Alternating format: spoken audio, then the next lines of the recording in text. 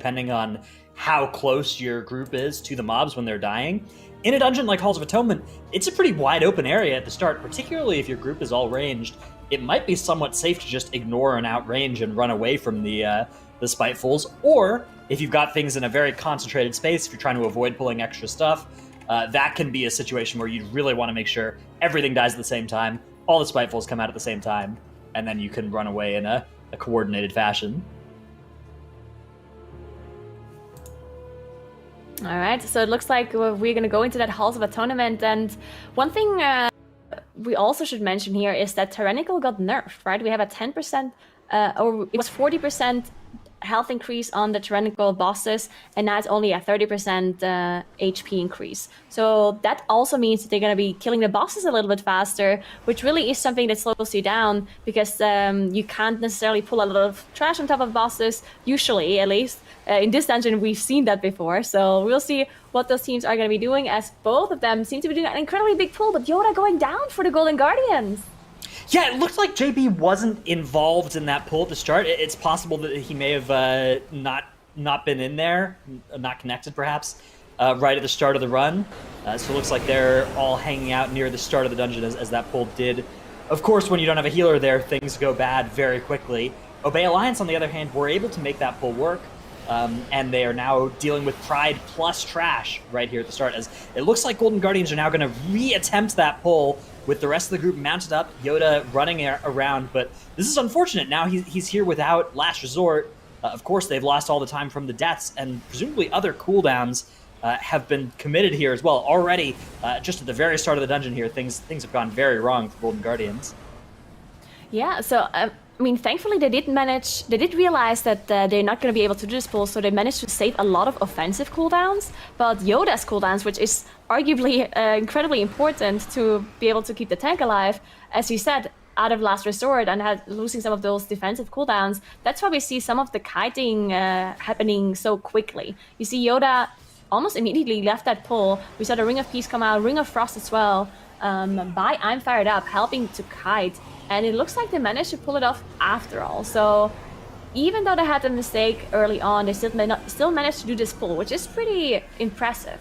But now on the other side, Obey Alliance, of course, not having any of those issues, they're up to the 27% trash, and they're about to finish off this pull, which is another really, really big pull. So Obey Alliance definitely in the driver's seat at this point. Yeah, I think that this will be the trigger for their next Pride as well, which we'll see what they choose to do with that. This is a dungeon where there's a tremendous amount of trash that you can kill before engaging the first boss, and then you can kind of go on a boss killing spree, as it were. You can get like 80% count, spawn 4 prides, take that 4th pride into the first boss, and then just skip all the way to the second boss and do the rest of the dungeon from there. So I think that strategy is likely to be what we'll see here, although we have yet to see. This is the dungeon where last week's affixes were pretty restrictive, so I think that there's definitely going to be some interesting potential ways that maybe you could rework how you're going to pull this dungeon and find a way to maybe pull big after the first boss rather than skipping everything. Yeah, and one thing to note as well, I guess specifically for this dungeon, is the pride skips, because we've seen teams skip quite a few prides in the last cup, but with the change, with the true side, it is still possible to skip that, as we've seen Echo do before with the Invis pots, but so far we haven't seen any Shadow Melt skips. We've only seen the skips with Invis Potion, which of course is a 5-minute cooldown, so you can't be skipping prides as frequently as you could do in the past with the Shadow Melt. So we'll see if any of those teams decide to skip. So far, all of them played all of the prides. We'll see if there's going to be any of those skips in the future. It looks like Obey Alliance now proccing that 3rd pride with the 62% trash. Yeah, now Golden Guardians are in a similar spot geographically here on the map, but they've pulled less trash. They're catching up though on the mob count here. They're going to spawn their 2nd pride in this area, and this is a fairly massive pull that's going quite well for them. So credit to them for recovering from that initial bout of adversity. And I think that they're still in a position where things probably need to go wrong for Obey Alliance, but maybe if their route continues to be faster, they could claw this one back without anything going horribly wrong for Obey Alliance.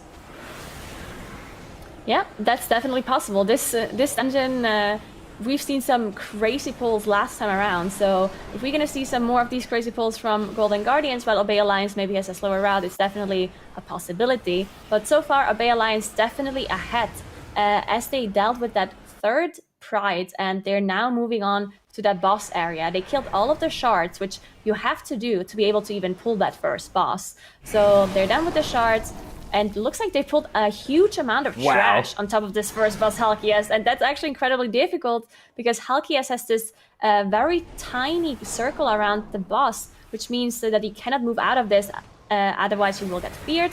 So it's a very, very restrictive area that you have to deal with here. They're going to have all these spiteful shades chasing them down while they're in this area as well. And look at the way they're managing that. They're killing a lot of stuff at the same time.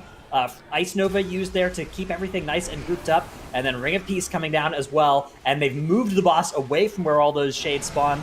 There's going to be the second Frost Nova. Howl of Terror coming out as well. Oh, Shape getting hit for a little bit there as the next Loyal Stoneborn is going to come in, and they look at the damage they've been able to put out here. 40 doing tremendous damage, largely from those mind-controlled gargoyles as well. By playing that Venthyr Covenant, does get access to those Stoneborn, and they do quite a lot of AoE damage there, which was really well leveraged at the start of the pull. As you can see, they're now going to take Halkias on an adventure around the room here as they move to go and grab some more trash. And what they're going to do with this trash, this at 78% is actually going to get them to 80%. So when these 4 groundskeepers die, they will spawn their next Pride, and they can either then kill it after the boss, or potentially that would be a time to consider trying to skip it. Although, oh my goodness, Hollow gonna go down there. Looks like he was maybe caught out of position for the refracted Sinlight.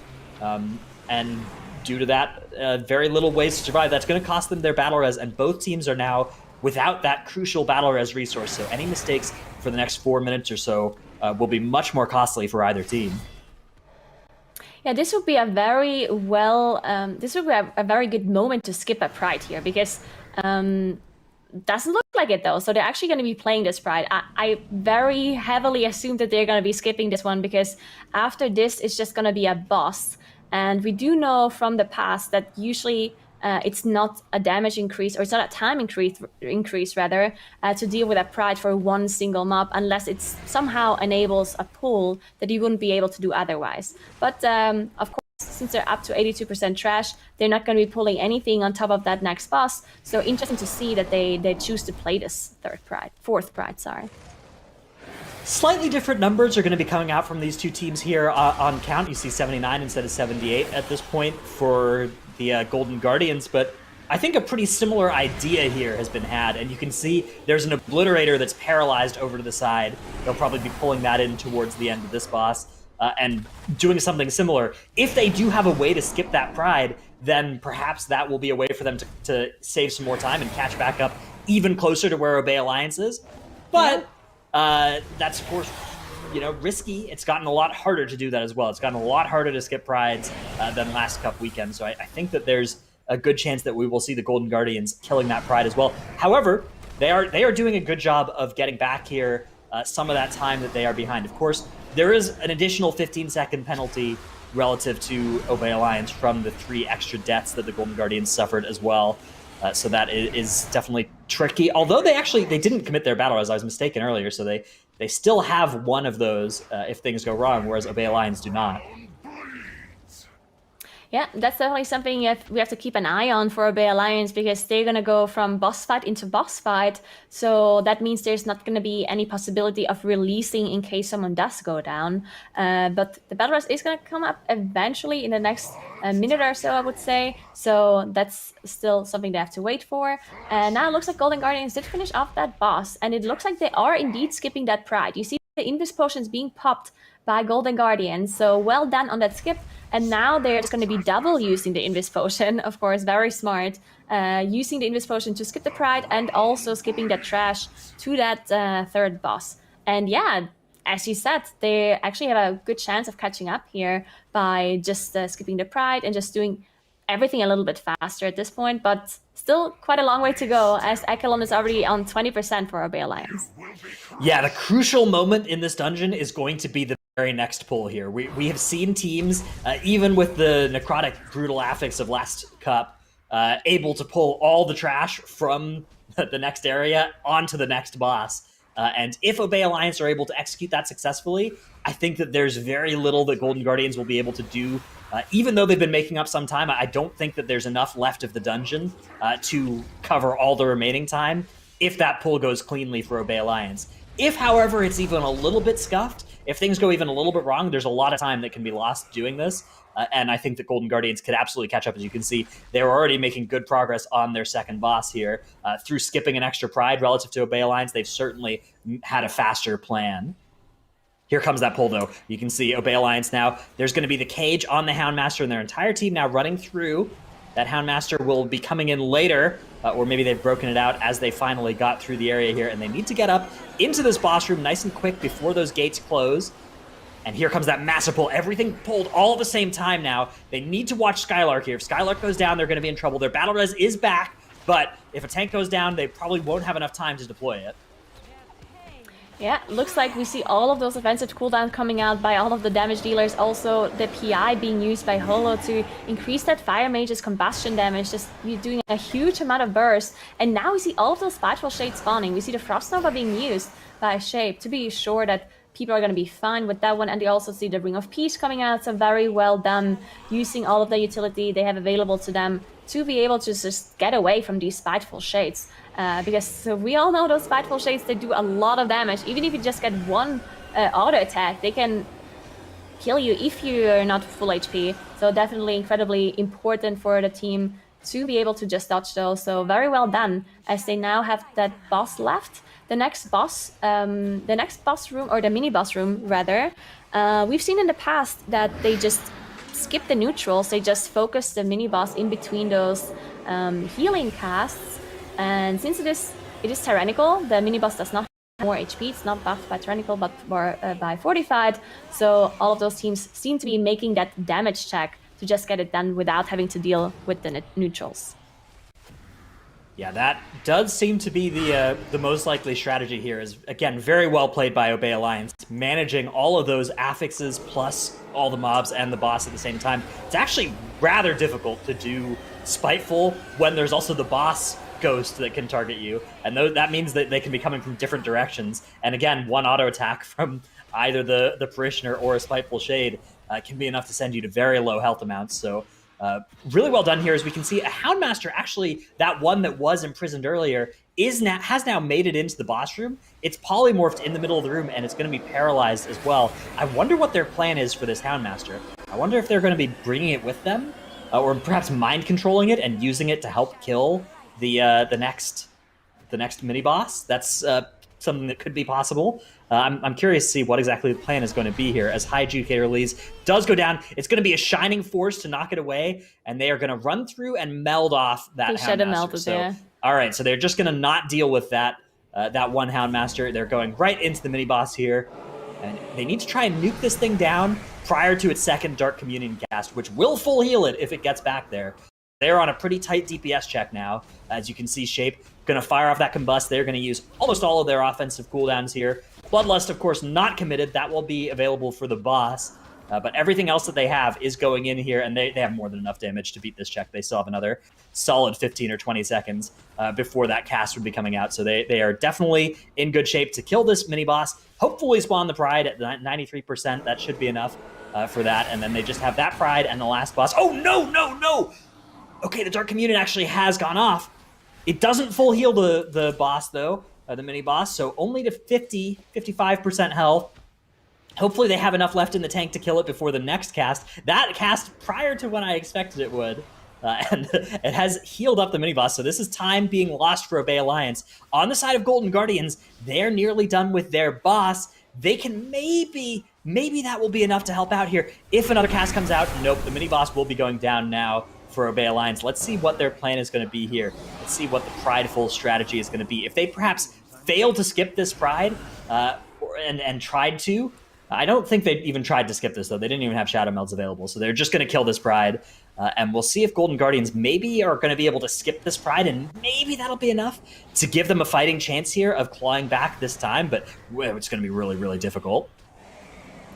Yeah, it looks like there were definitely some things that went wrong here for Obey Alliance, and they had to commit some of their offensive cooldowns to be able to finish off this mini-boss here. So, and they're also dealing with the Pride, as you mentioned. This is definitely a Pride that would be worth it to skip with those invisibility potions. So that's probably something Golden Guardians is going to do, because we've seen them do that invis skip before. So they're probably going to skip this Pride as well, making up some time. But yeah, Bay Alliance already in the last boss. They also popped that Bloodlust as well.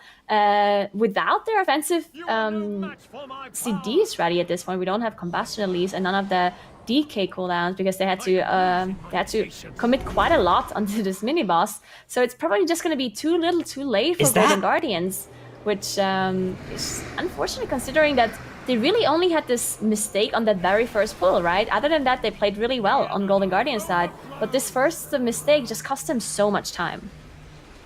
Yeah, a couple of things have gone better. You know, there've been several small ways that I believe Golden Guardians had a better plan for this dungeon.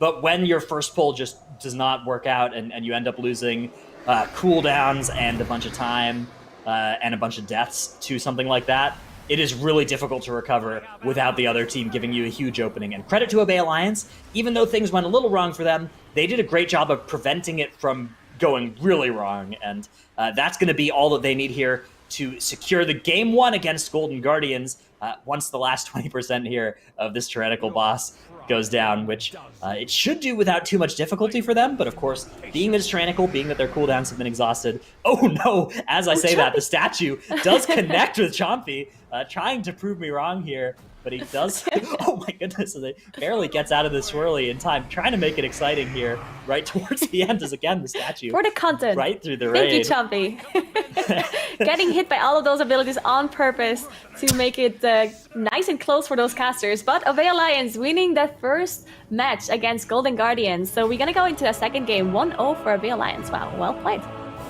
That's right. These EPS just taking extra damage. They want to stack up the Grievous to make the healer work a lot more. But GG's to Obey Alliance, taking game number 1. And, you know, start to look at, as you were mentioning before the match even got started, Settle's just absolute mass pulls, not even caring as well. You don't have to worry about Necrotic anymore. Huge. I mean, Obey Alliance, I felt like, did a really good job as well. Just pulling all of the trash on top of the bosses and then utilizing things such as Ring of Peace and whatnot to be able to keep those spiteful shades at bay. Otherwise, like it would be really dangerous just to have that many spitefuls out in their composition with all the melee that they do end up having. But like, again, good use of utility. They really do a good job of making sure that they are able to continue to pull mobs right on top of those bosses and make the most efficient use of their cleave. Yeah, make use of those gargoyles as well. And, you know, it just seemed like after the disconnect or whatever happened at the beginning, Dratnos, you know, Golden Guardians just wasn't quite able to get, you know, back into a position because Obey Alliance just wasn't making any, you know, catastrophic enough of a mistake for them to get the opportunity to catch up. Yeah, so obviously it didn't work out for Golden Guardians. I would say, though, that this was a pretty good success story for them in that they were able to execute a impressively fast plan effectively, even after that hardship right on the first pull. And that's extremely demoralizing when that happens, right? Your healer DCs or isn't there for the first pull for somehow, and you know you lose these 4 deaths. Things are looking really rough, and immediately you just go and you do the same pull again. You make it work, and you do your whole pathing through the dungeon, which is, I think, a little bit faster than Obey Alliance's path, and they were able to do it without having any further deaths, any further mistakes. I think that is a good mindset and attitude that is being had by Golden Guardians there, and if they can maintain that into the rest of the series, I think they still have a good shot at this. Yeah, and let's start breaking down some of those pulls as well. Tettles, what do you got for us? Yeah, so I mean, we're really going to focus here on the Obey Alliance pulls, and like we were talking about, just the great use of Bloodlust here, great use of making sure that all the mobs are stacked on top of these shards to allow things like this Fire Mage and like the Unholy DK that do have uncapped AoE to actually be able to benefit from all of this uncapped AoE in a certain situation. And then on top of that, like we were talking about earlier, it's just pulling all the mobs right on top of Halkias with that Loyal Stoneborn you see breathing all over those mobs. And then they just do a good job of getting the Spitefuls at bay. They drop the Sigil of Misery. They actually start to kite the boss around, which is a really important note because look at all those ghouls running at the whole entire group. And yeah, I think that just their ability to be able to kite out all the mobs and understand like their positioning relative to the mobs allowed them to only have one death across the whole entire dungeon. Of course, it wasn't the most perfect run, and like Dratna said, their pathing may have been slightly worse than Golden Guardians. It's really hard to tell. I feel like it was rather close, regardless of what happened to Golden Guardians at the very beginning. I think that the time was going to be really, really close between the two. But Obey Alliance doesn't falter at all. And again, it's not even about that Golden Guardians had a DC at the beginning or whatever happened. It's about Obey Alliance actually having a really clean run. And we talked about it in the Echo series. It's imperative that you have clean runs if you're going to want to be one of the top 2, 3, 4 teams in these cups. Yeah, and it's only really just gotten more competitive because, so much of the upper echelon, but even now throughout, 6 through 8 or 5 through 8 as well, Nagura is just so chocked full of MDI veterans at this point. So many people in the tournament know how to be able to respond under pressure and know how to be able to optimize, their routes, even if people aren't streaming. Yeah, I mean, experience is so important in these MDIs because these speedruns is really not something like on live servers we see teams do really, really high keys instead of running lower keys really quickly. So it's definitely very, very different in its nature. So having these teams compete in the MDI more often really, really increases their experience. And it just really shows the longer these teams are competing, the better they become. And we really see those upsets as well. From teams that have been around for a couple of seasons, they might have not done that well the first time around, but now that they've been competing a couple of times, they are even able to compete with the teams who have been number 1 or even number 2 seeds the last couple of seasons. And it's just incredible to see how well they're performing and improving as well, with Obey Alliance specifically, just improving every single cup. Yep, and they're gonna have to continue improving because we got the next dungeon coming up. It's gonna be Theater of Pain. So we're gonna have to look at Fortified, Inspiring, and Explosive. And we mentioned last week, Dratnos, Explosive extremely easy to kill, but we haven't seen all the dungeons with Inspiring just yet. Yeah, Theater of Pain with Inspiring, of course, something that is on the live servers right now as well. And there are some tricky packs with Inspiring here. Notably in, for instance, the duel section, Zab the Unfallen's area. You've got that really brutal 5-pack, which does contain an Inspiring mob. That's going to be a challenge, especially on Fortified, for these teams to handle. Also, on top of that, the Soul Shackle mobs, there are 2 inspired mobs in the Soul Shackle area. So if you're electing to pull all of those together, literally all of them will be CC immune, even the ones that have the inspiring buff on them. You'll be in so much trouble. There's also another one that's really bad. It's next to one of the elementals. It's the Bone Magus and the Necrotic Bolt Volley guy. The Bone Mage is the inspired mob, so either you CC him or you kill him before the Necrotic Bolt Volley goes off. Otherwise, you're going to die. So I think Theater of Pain is definitely one of the hardest dungeons with Inspiring, and I think it'll be really funny to see what happens. Oh, yeah. It is going to be a very aptly named dungeon onto this one. And, being able to see some of this routing that's been coming along, we've also been looking at a number of times, Stratnos, where some teams are still able to get some skips for Pridefuls, but a lot of times we've been seeing so many more of them being killed this week.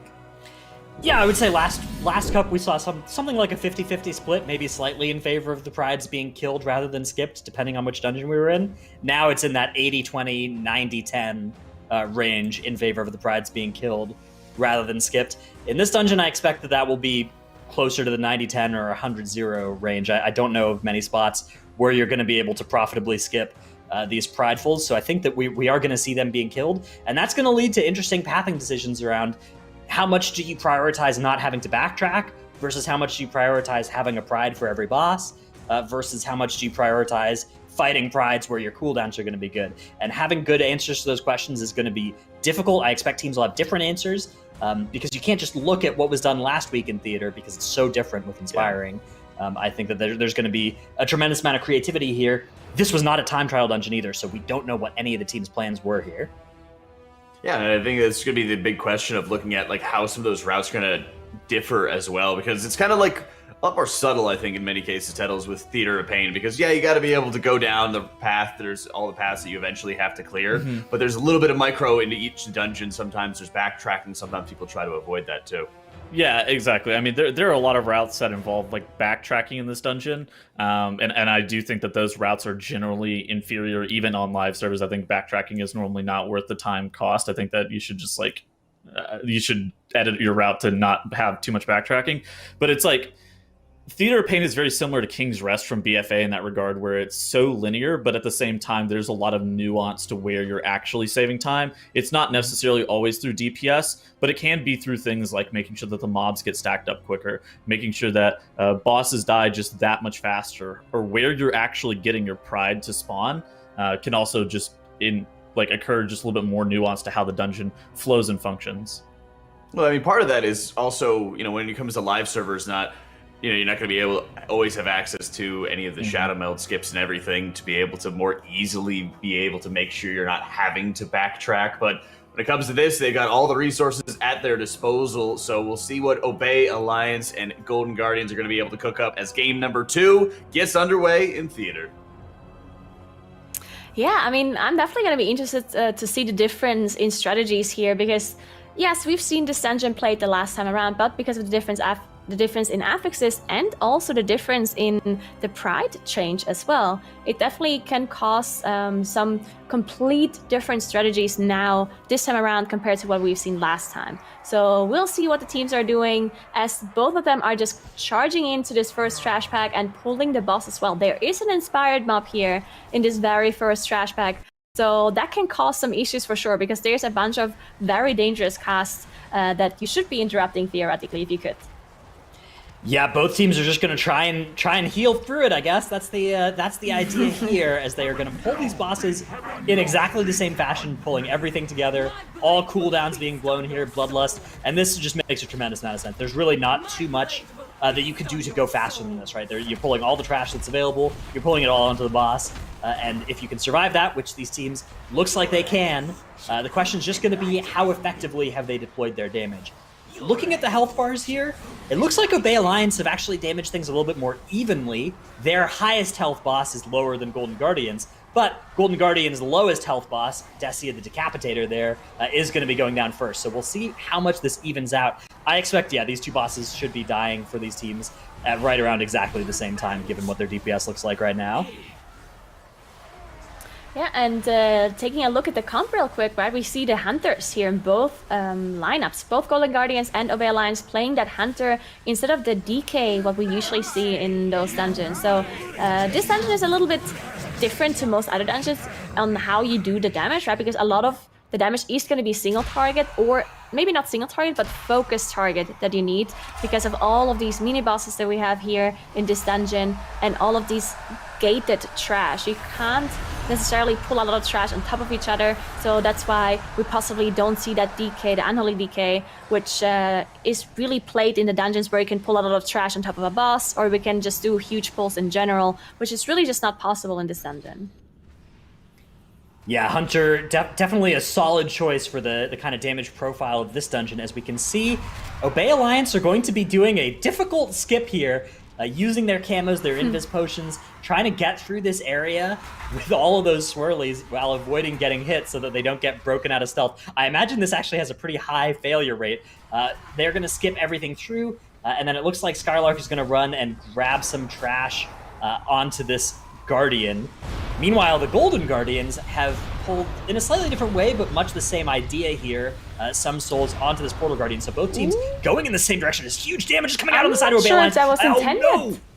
Hollow's going down. I think they pulled too much. That's going to be a full team wipe for Obey Alliance. It looked like there were so many souls, shackled souls, that they pulled after they had skipped it.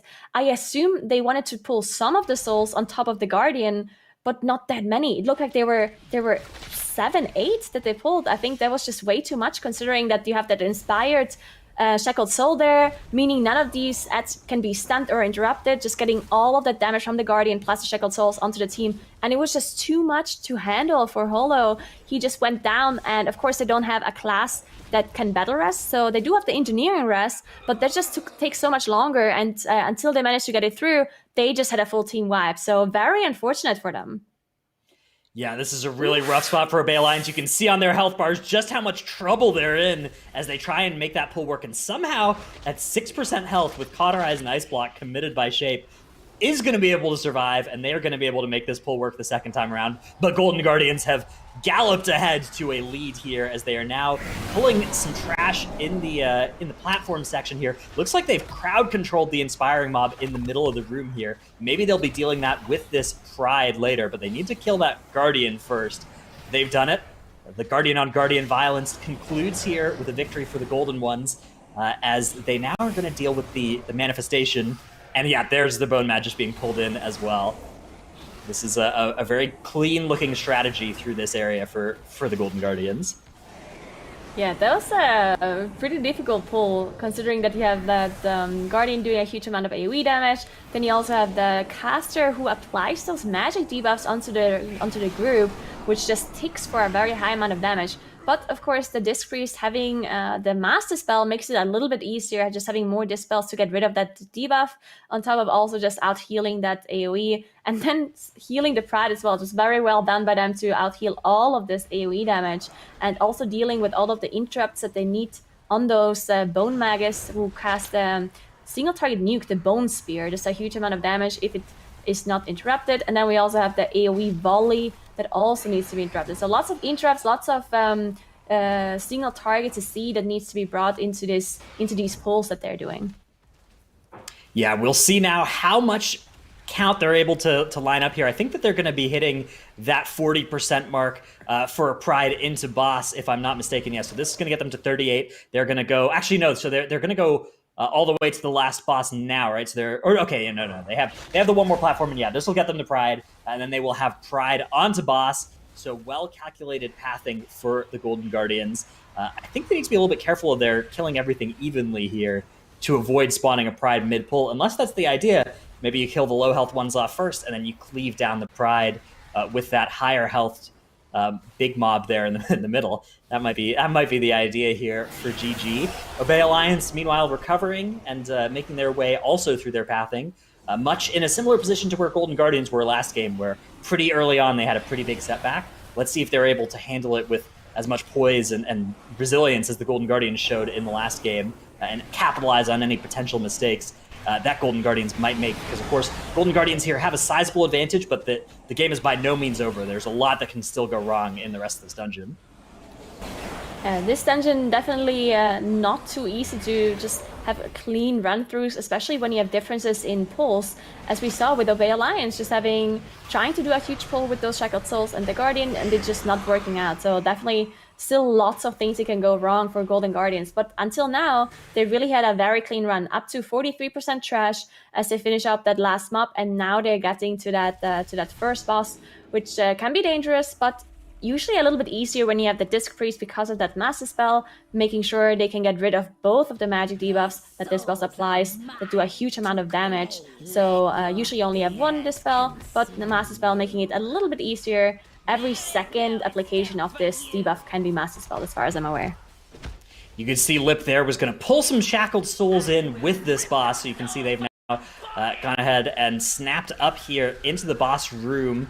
That's going to let them get some extra count here, those souls that they skipped earlier. I think they're still avoiding the Inspiring ones for now, although they could possibly bring in the Inspiring ones after these non-Inspiring ones die, and this could be a really good way of still getting that count from the mobs that you wanted to skip earlier because they were difficult to pull. And yeah, you can see Lip, he's going to do that backflip jump and grab one of those souls. They need to get and stand in these grasping hands, of course, to make sure that the drawn souls stay nice and put, and they can grab them really quick, get that damage done increase.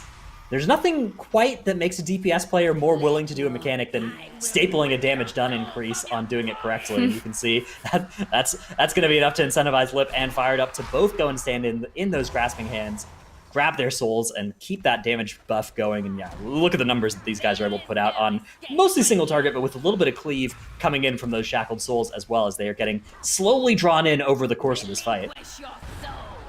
Yeah, I definitely do like my damage increase from that draw soul from this boss, but it looks like this boss actually taking them quite some time.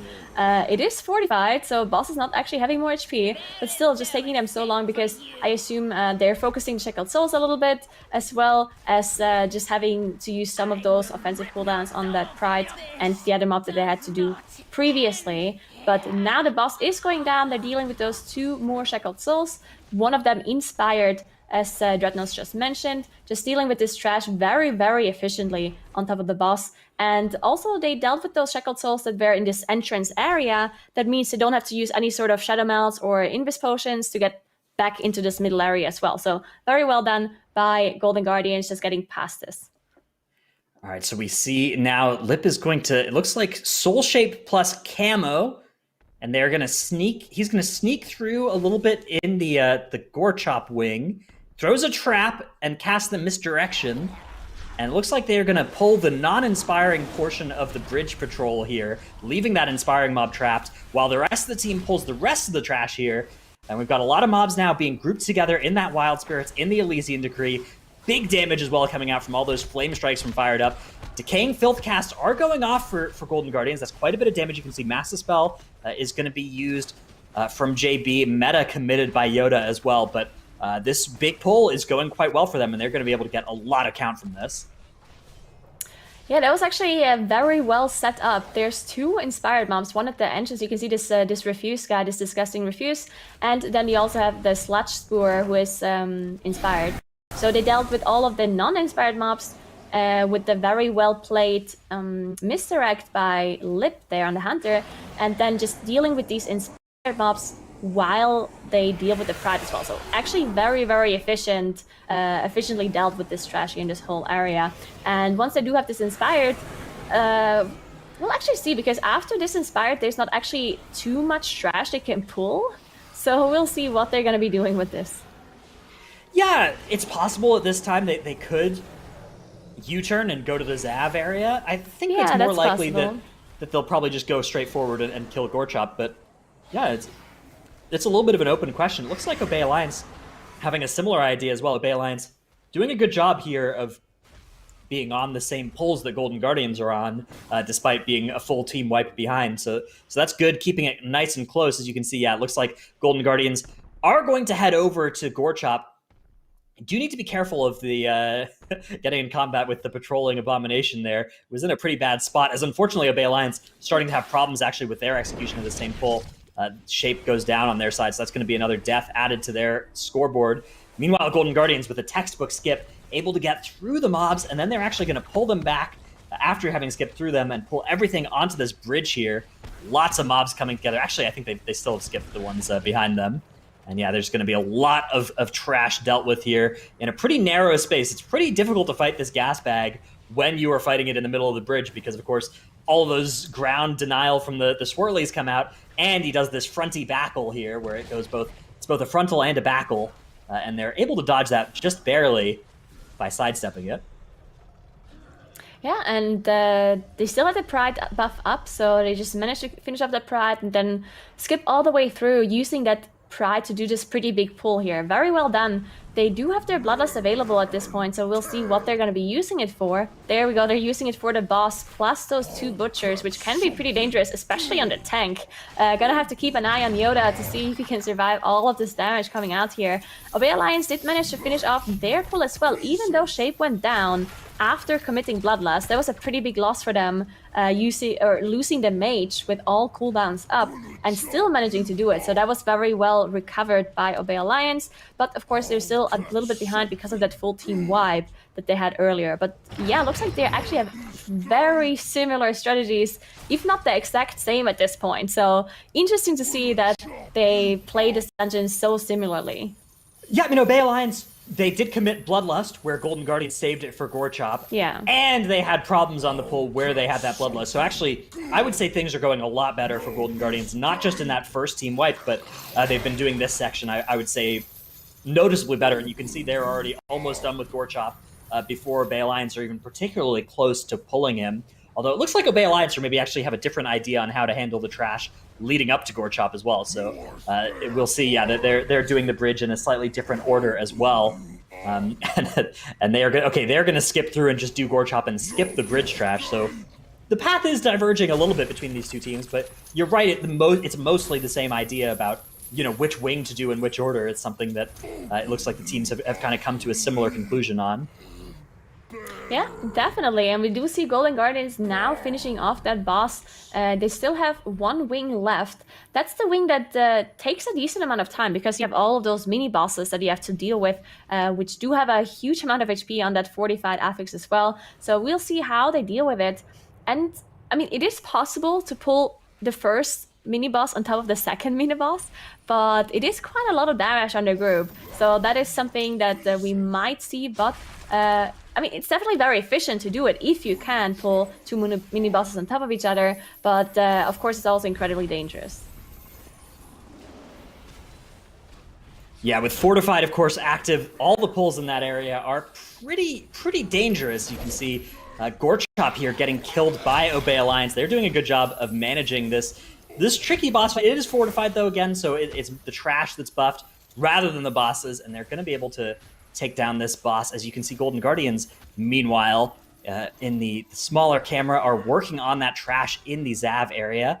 We'll skip over to them. On the big screen, as you can see, they have just decided to pull the one mini-boss at a time, taking this a little bit more safely than the double mini-boss strategy you were suggesting, which, oh, goodness, Hollow goes down for Obey Alliance on the Gorchop fight.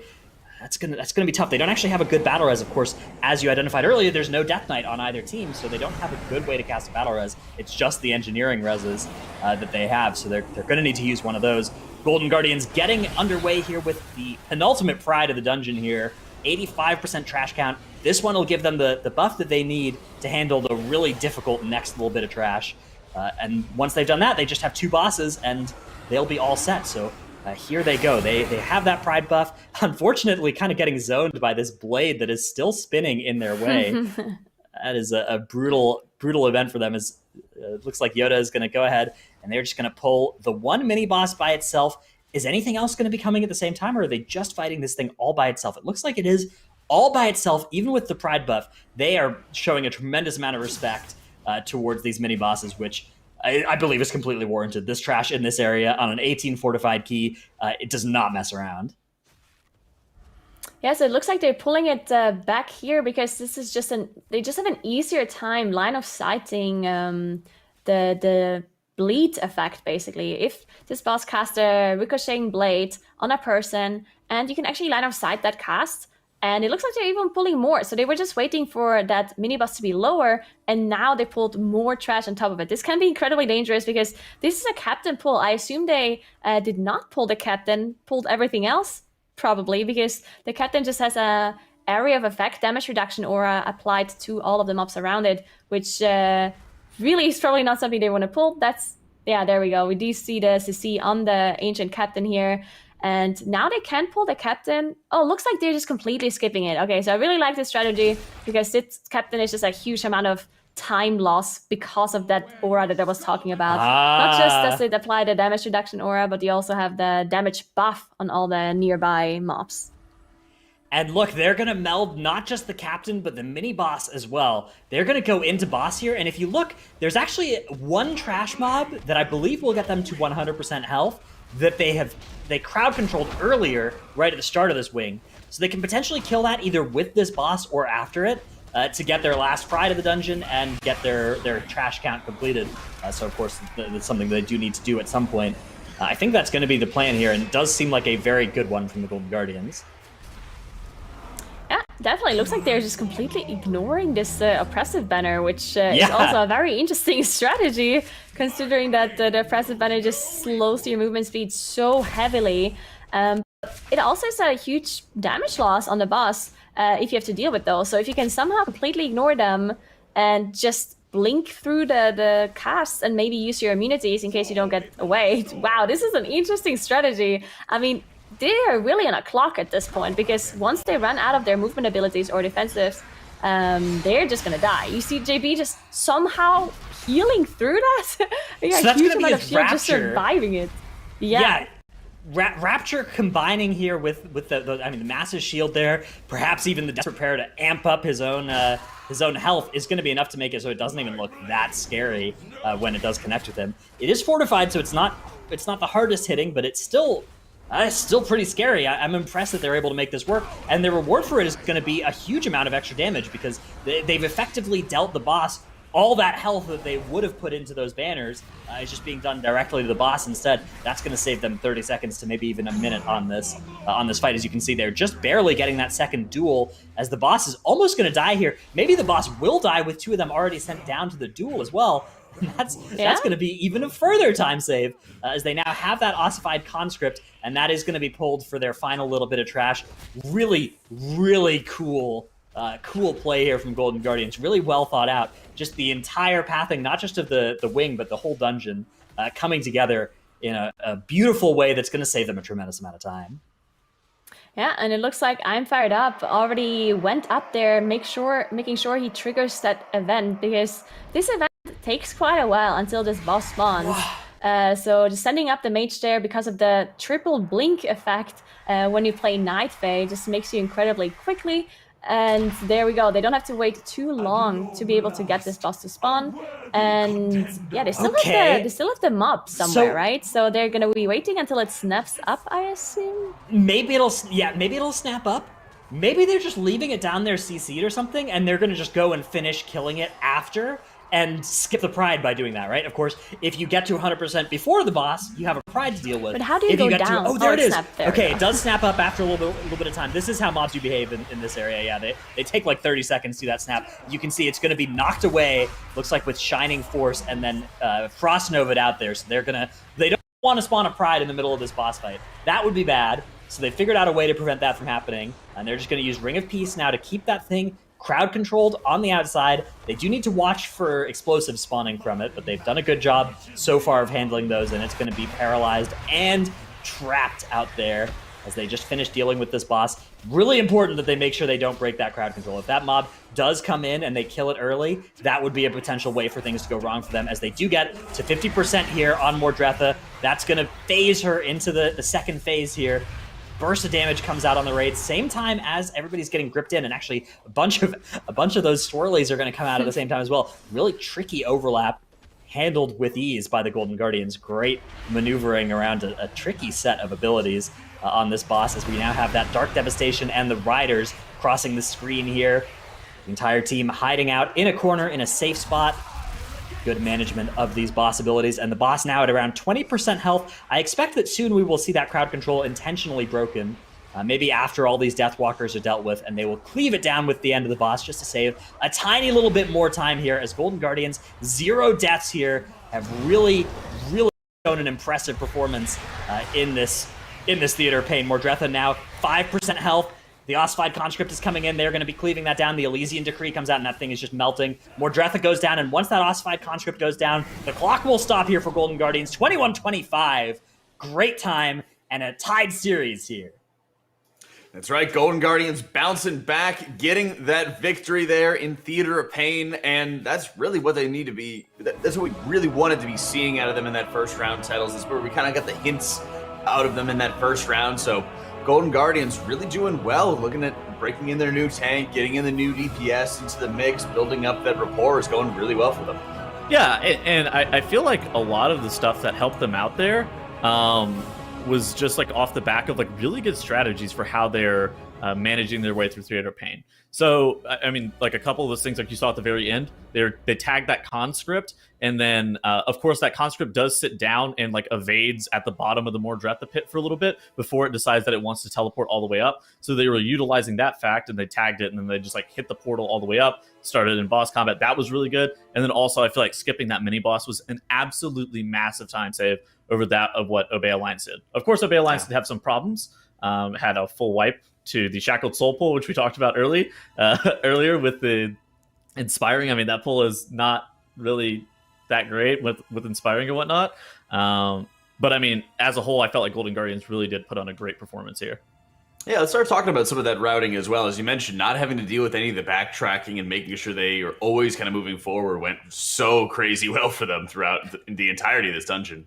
Exactly. So, I mean, it all started out in the Kultha Rock area for Golden Guardians whenever they were doing their just like go forward strategy, right? So they were doing a good job of CCing the inspired Shackled Soul mobs. The rest of the party is getting in position. They're pulling the Portal Guardian into all those Shackled Soul mobs, as the ones that are inspired are not going to be there. This is actually absolutely great news. So they're able to do this pack just similar to how you would do it on live. I guess it was a little bit more difficult how you do it on live, but similar enough. On top of that, to ensure that they had enough count going through the rest of the dungeon, they were tagging the shackled souls off that little landing. You would see Lip there firing steady shot at them and getting them to teleport up to that landing so that they could fight them while in boss combat. And like, there's no issue of inspired.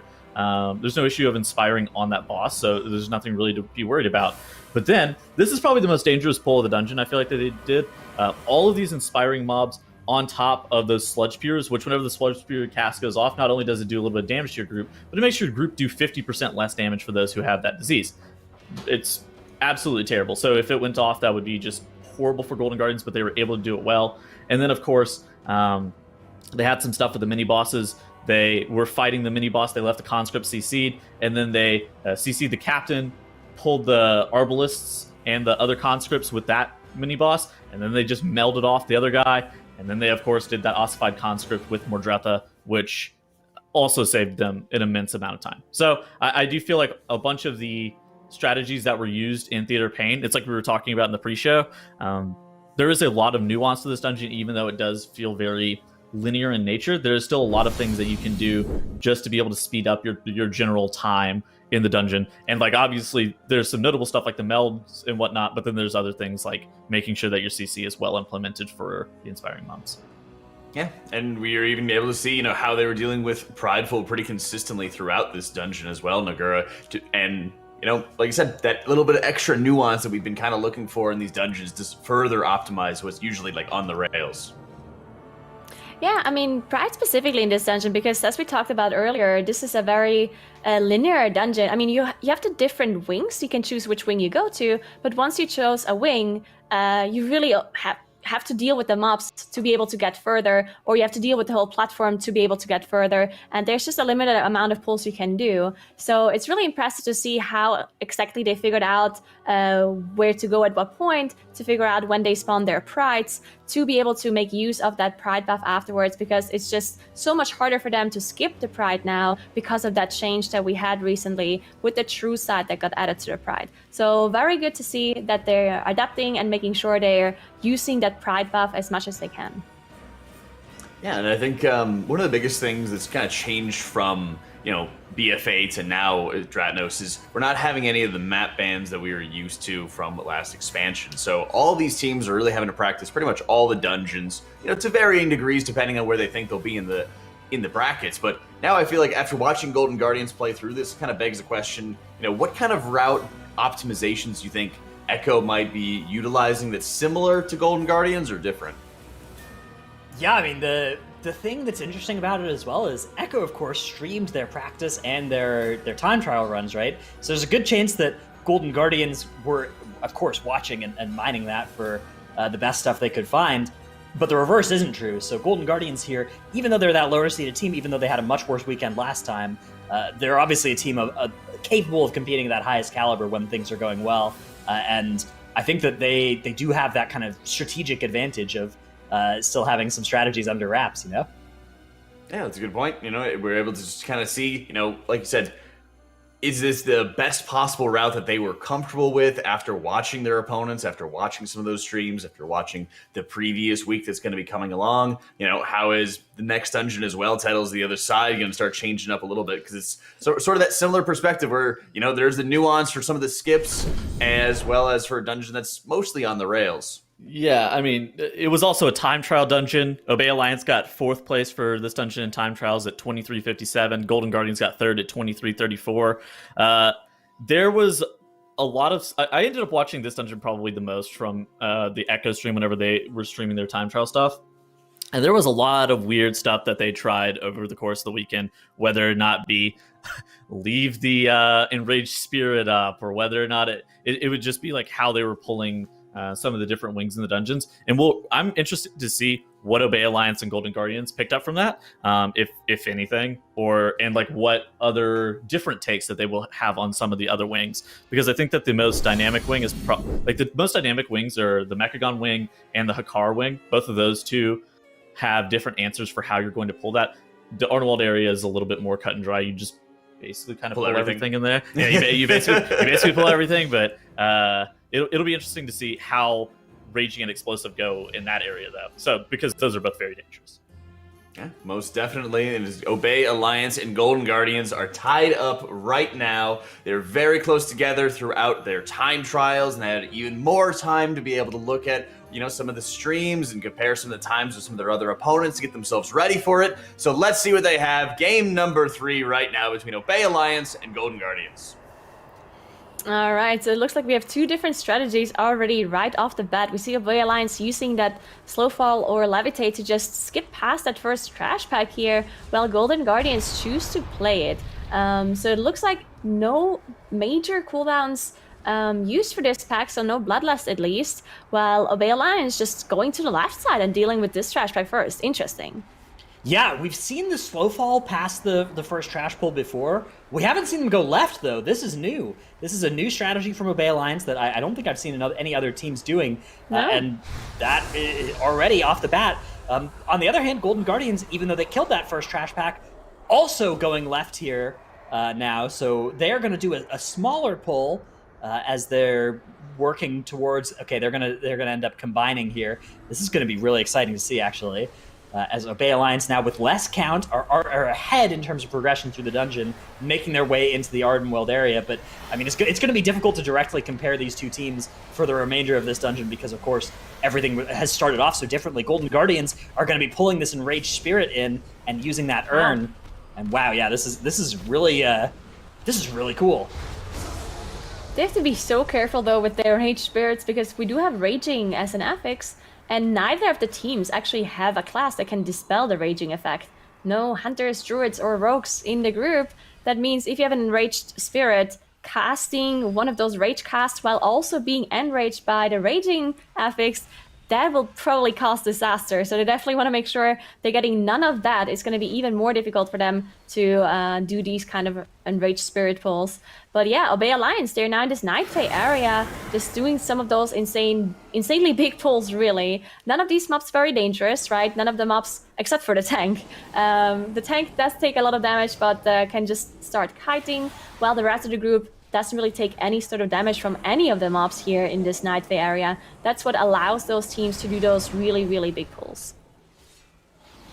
First Pride of the Dungeon here spawned for Obey Alliance, and this is really interesting because last week we saw this dungeon with Bolstering active. This week that affix isn't here, right? We've got Raging Explosive instead, and so yeah, I mean it's a completely different dynamic to pulling this area. This is an entirely different set of strategies that's available, and I think that's maybe why we're seeing this left-hand side as well, the different affix combinations potentially playing a factor here. Of course, with Tyrannical going on as well, the thing that jumps in my mind as being something that these teams need to plan for is how to make sure that they're going to have a Pride and a Lust on Hakar. To me, that seems like the most important thing to set up. But another thing that's worth thinking about as well is that Tyrannical was recently changed, right? It was nerfed to be only a 30% increase in boss health rather than 40%. That came in pretty recently. I wonder how much that's affected these teams' planning and if that's potentially allowed them to do anything slightly differently as they need a little bit less to be able to get through those bosses than they did before. Yeah, I agree. And I mean, at this point, both of the teams are in that Night Fae area. The only difference between them at this point is that the Obey Alliance skipped that first trash pack, while Golden Guardians did not. So you see Obey Alliance is ahead in trash, but that first trash pack that Golden Guardians did not skip takes a lot longer in comparison to how much percentage it gives compared to the pulls that they're doing here. So it's still, it looks like Obey Alliance is ahead, but it might not actually be as big of a difference because of the difference in just amount of time it takes, right? And you can see Golden Guardians already, slingshotting ahead now. They are spawning their second Pride already, and they're going to be killing it now. They have killed that pack in the awkward positioning as well, whereas Obey Alliance haven't, which it's possible to avoid having the last boss teleport to that platform, but it's something that they're going to have to do now, right? If they want to keep that pack skipped, is make sure that they avoid moving over to that platform, and that's going to be a little bit of extra coordination ahead of in the rest of the match for them. Whereas Golden Guardians can potentially instead skip some of the trash on another platform and instead drag the boss to that first platform they've already cleared. So yeah, I mean this is neck and neck between these two teams here as these Prides are going to be going down. Pride already down on the side of Golden Guardians. They are not going directly into boss, though. They are going to grab some more trash. Whereas as the 40% pride dies for Obey Alliance, they are going to be jumping straight in to their first boss of the dungeon, very commonly the third boss in the standard routes that we saw last week instead. But they are dealing with it first. Dealer Zayaxa here. Zayaxa going down here as the first boss for Obey Alliance. Golden Guardians have pulled that dragon instead. They are going to use this pride, and I think they will have their 60% pride for the first boss. Yeah, I mean, it's really interesting to see the difference in pull, because usually we see so much trash being done in this area, and the Obey Alliance really is skipping some things that we've seen other teams just pull, because as I mentioned earlier, a lot of the trash in this area is just a lot easier to handle compared to some other trash in the other wings of this dungeon. So that's why those huge pulls are possible for those teams to do. So interesting to see about Obey Alliance not dealing with more trash here. As they use that pride buff to just deal with the boss, it might also be possible that they're actually going to be doing more trash after the boss. That's still a possibility. Maybe they just want to do the boss with the pride and then go back and do even more trash, but that would require some backtracking, and backtracking is usually something you want to completely avoid in the MDI because of just speed reasons, losing the time from walking back and forth, unless it really just enables a huge pull that would save you a lot of time. So yeah, interesting to see what Obey Alliance is going to do, as Golden Guardians is triggering that third pride, as you mentioned, so they're up to 65%, 20% trash difference now between those two teams. Yeah, that boss is going to go down. They're unable to get that click off. It's possible to kill the boss and then quickly click on this little portal. If your entire team can do it quickly enough, it can save you 5 extra seconds. Looks like Obey Alliance, none of their players did it, so maybe they weren't even bothering trying to attempt that. We saw some teams even last week have trouble because they were attempting to save that little bit of time. And so Obey Alliance instead doing it safely. They've taken down that boss, and they are now going to be moving back over to the ring area. Golden Guardians instead are just about to pull the boss now, but they are 20% trash ahead. So the question is going to be, what is Golden Guardians going to skip later? Are they going to have a quicker way? I mean, of course, it's going to be quicker, but how much quicker with the skips that they can make? Is it going to make up for the difference in time here?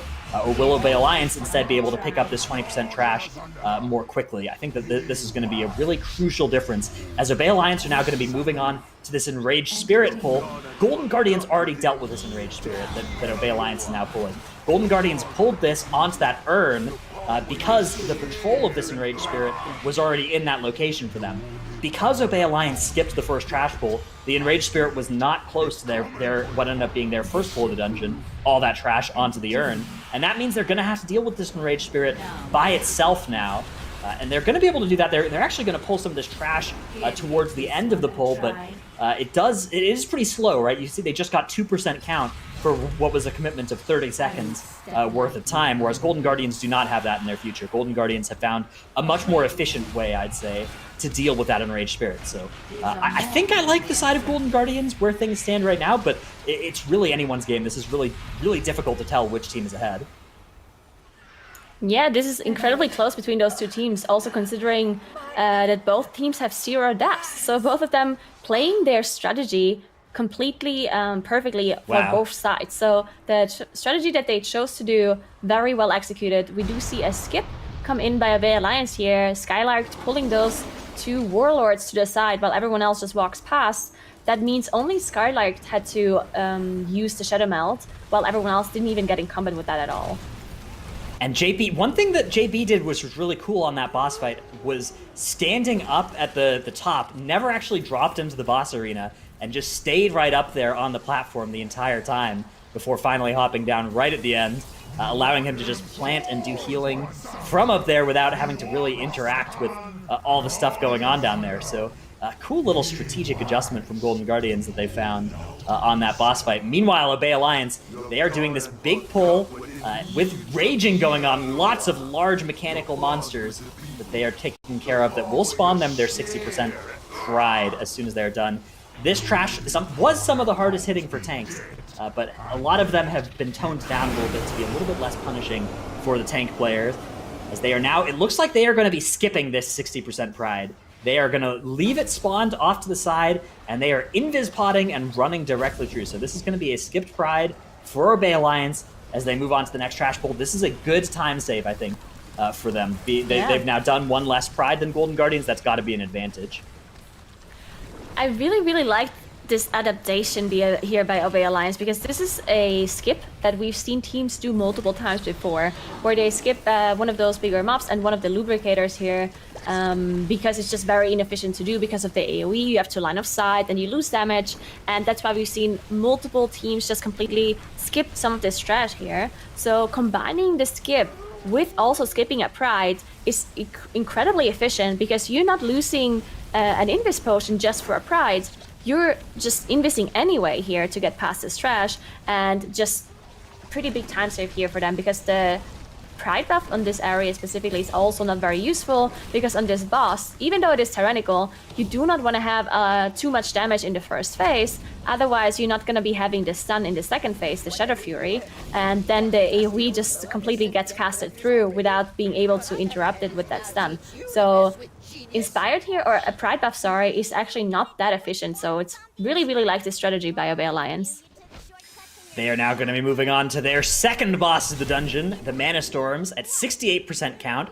Golden Guardians instead working on some of the trash leading up here, maybe actually able to spawn their fourth Pride, so Golden Guardians will have a substantial lead on count, but Obey Alliance are still ahead in terms of where they are in the dungeon, in terms of movement through the dungeon. So at some point in the future, the two teams are going to have to catch up on where they're behind, and we'll get to see which team is actually ahead. This is going to be a really exciting moment to compare these two paths between the teams. For right now, though, we know that Obey Alliance are working on this tyrannical Mana Storms fight.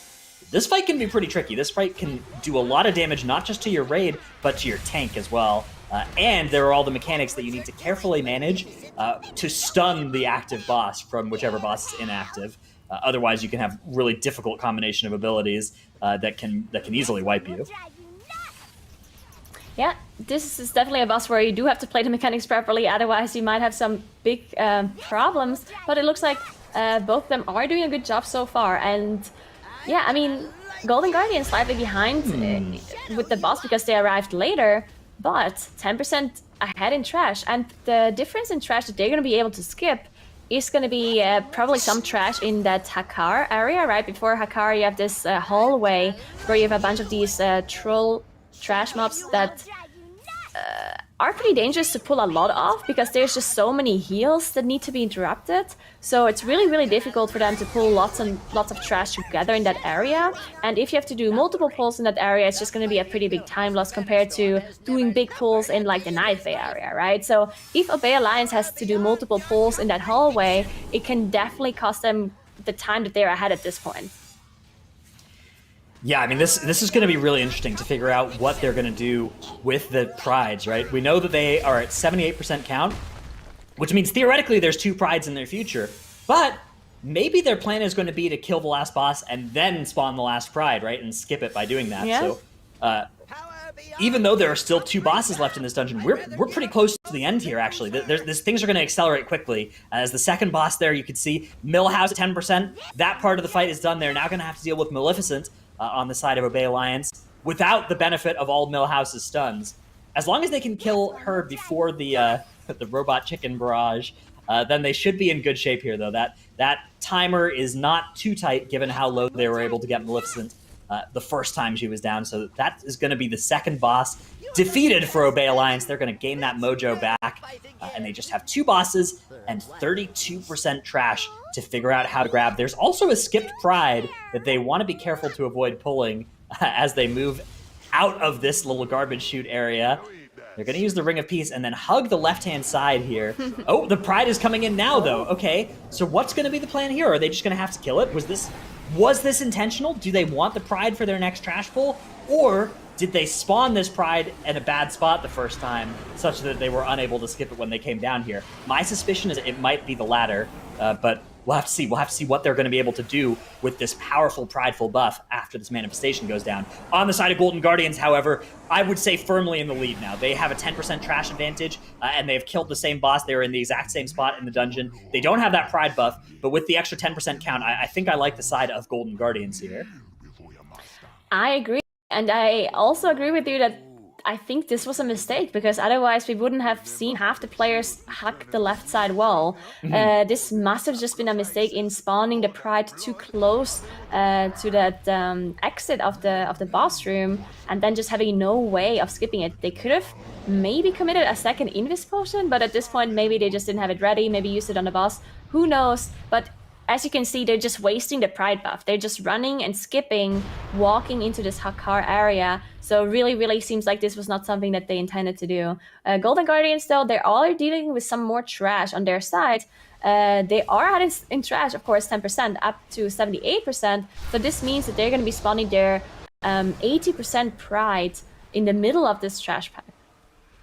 Yes, they finished this pull. Couple mobs left alive, raging as well, so kind of scary, but they're able to get through it and get into the start of this Prideful. Of course, Prideful does more damage the longer it's left alive, so it's at its least scary right on pull, and they are able to kind of survive here, JB, keeping the entire group healthy through a pretty dangerous mob. Of course, Prides caused them some trouble in this dungeon last week as we have a death, the first death of our game, actually, impressively. 15 minutes of no deaths.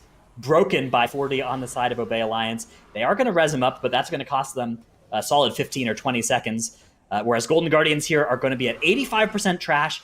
They're going to kill this Manifestation of Pride. They have that Prideful buff. The group is fairly low on health. They're going to be able to resolve that while they walk over into the Hakar wing. And I think probably what's going to happen is they are going to kill this entire trash section, get that last Pride, take it into Hakar, kill Hakar with the Pride and the Bloodlust, and then go and deal with the last boss, which is somewhat less of a DPS check than Hakar, I would say. Yeah, so we actually see the priest mechanic here using Mind Sooth to be able to just walk past that trash. That's very well done. Figuring out they can just do that with, and then they're just, that's a huge pull. Okay, so they're going to be using the urn here, the Nightfare urn, to be able to deal with this trash. They do still need a huge amount of damage to deal with this, because once they come out of the stun, there's going to be a lot of mobs to interrupt, and they're also going to be raging as well. So looks like they're fine, though. That was an insane pull by Golden Guardians, being able to just deal with all of this trash here. And yeah, wow, up to 100% trash in one pull in this area. That is incredibly well done by Golden Guardians. A fantastic pull, executed fantastically, fired up, just completely annihilating the entire section of the dungeon, all in one massive pull. Really clever use of the Mind Sooth to skip those annoying first few mobs as well, without getting in combat at all, and without needing to commit anything like a potion. Anti-Magic Zone is going to come down here from Lip against the heavy magic damage of the end of this Pride, but it looks like they are totally fine here. They're doing a great job of managing their health bars, as they are going to kill the 100% Pride here, and now all that stands between Golden Guardians and staying in the upper bracket is going to be Hakar and then Muezala, the last two bosses of the other side. Here is Hakar with Tyrannical active. This is a really tough boss fight, and so they are going to use the Bloodlust. They are going to use that Prideful buff. They're fighting Hakar right up on that little platform area, right near where he spawns. This is going to be good. One thing that this does really nicely, actually, is this is where the ads will initially spawn, is right up here. You can see coming up there, that Son of Hakar, going to float up and then come right at the start there, and immediately is going to be getting hit that AoE. They are now going to spawn that first blood pool and move away from that area as the first blood barrier comes out from Hakar. That, of course, is an increasingly large shield based on the number of targets that it damages, including the Sons of Hakar. And so it's good to try and make sure you have those things killed whenever that cast comes out, if possible. Also, good use of stuff like Anti-Magic Shell from Lip to prevent the damage from being done to him, and reduce the size of the shield as well. And wow, they are making very short work of this Tyrannical Hakar here, already at 14% with just its second blood barrier coming out. And they're not going to get a third here. Oh, fired up, does get hit by one of those swirlies. That's going to cost him his Cauterize. Son of Hakar also beating on him. Yeah, and he's taking a lot of damage here. Do damage then, right? If you get hit by those swirlies, not only does it do damage to you, but it also decreases the damage that you do. So definitely not something you want to get hit by. And it also looked like he ice blocked slightly too late, so the blood barrier actually was a little bit bigger, but they still managed to finish off the boss. So well done by Golden Guardians, just having an insane amount of damage to deal with this, even though there were some tiny issues at their end. We see JB applying that Mind Sooth again onto this trash pack to be able to just walk past that. So JB positioning himself perfectly there. He was the first to get there to a platted Mindstooth. He pre-positioned himself towards the door, so he is the one getting there first. So very well done, just saving a couple of seconds here and there with just moving faster and pre-positioning. So well done, as they're now only have to deal with that last boss as they're done with trash, right? 0 deaths by Golden Guardians. And I just want to say how impressive this is. After the first dungeon that they lost to Obey Alliance, also having this issue in the very first pull where JB looks to be having a DC or some other issues, not being able to heal that first pull. And the fact that they managed to recover, not having any sort of issues at all, and just moving forward in the dungeon without any more problems. And in the series as well, just playing so incredibly well after having some issues at the start. It's just really good to see for this team, considering that they had to change their tank now, Yoda tanking instead of Lighty. Just really, really impressive by Golden Guardians. Yeah, I mean, we can see Obey Alliance have also pulled the last boss here, pulled it a little bit later than Golden Guardians, and they still need to get that last 8% trash count. It'll probably be from that first pack that they skipped. A really, really ambitious pull, but even if they execute it successfully, I don't think that they can claw back the time that they've lost to Golden Guardians here. As long as Golden Guardians can successfully execute this intermission phase, I think they're going to be in good shape. Here it comes. The Shadow Reality is coming out. All the players are going to take those portals going to separate platforms, and if they can all kill the ads that spawn there, the visages, the shattered visages, every single one of those goes down. If they can touch every totem, then they are going to be in good shape here. That's what stands between Golden Guardians and winning this series at this time. It's these visages. Here we have Yoda and JB, the tank healer combo. This is one of the trickiest ones to get through, as they don't, of course, have any DPS players on this ad. As you can see, JB smiting and penancing away. They still have a little bit of time left. That visage is going to go down, and JB channeling on that totem. That, I believe, is the last totem that they need. And you can see all of those images of Wansamdi now channeling power. They are back onto the very last platform as the boss is now getting blasted for 20% health for each of them. They also are getting a huge haste buff, which is going to allow them to just pummel the boss here. 10% health on the boss is what we're looking for when it will be over. 16% is where they're able to get it to as they enter now the final burn of the boss. And wow, like you said, this is so impressive from Golden Guardians. Recovering from a game that was lost on a disconnect to 2 flawless games afterwards, 0 deaths between them, and even after their disconnect in the first game, they did a great job of remaining composed, of not having anything further go wrong there. This team is an entirely different team than the one we saw lose 2 series last weekend. They are here to play, and they are showing it with this win in their first series against Obey Alliance. Very impressive work. Definitely. I mean, we do see Obey Alliance just doing this very crazy pull here where they pull the starting trash that is standing in front of the entrance here on top of the boss with that haste buff that they got from the intermission phase. And it seems to be working out for them. That is actually really impressive that they managed to pull this off. But it's just too little too late, as Golden Guardians only need 1% on this boss here to win that last game of the series. And Golden Guardians winning that first game against Obey Alliance 2-1. That's right. Golden Guardians taking the victory and really showing that determination after the Halls of Atonement, after the rough start. And this is really the team that we have come to know for so many years here, Tettles, who have had to have their fights through lower brackets, who have had to take the long way, who have had to consistently grind to be able to make their name in this tournament series. So Golden Guardians just seems to be back in order as they take down Obey Alliance 2-1. Yeah, the real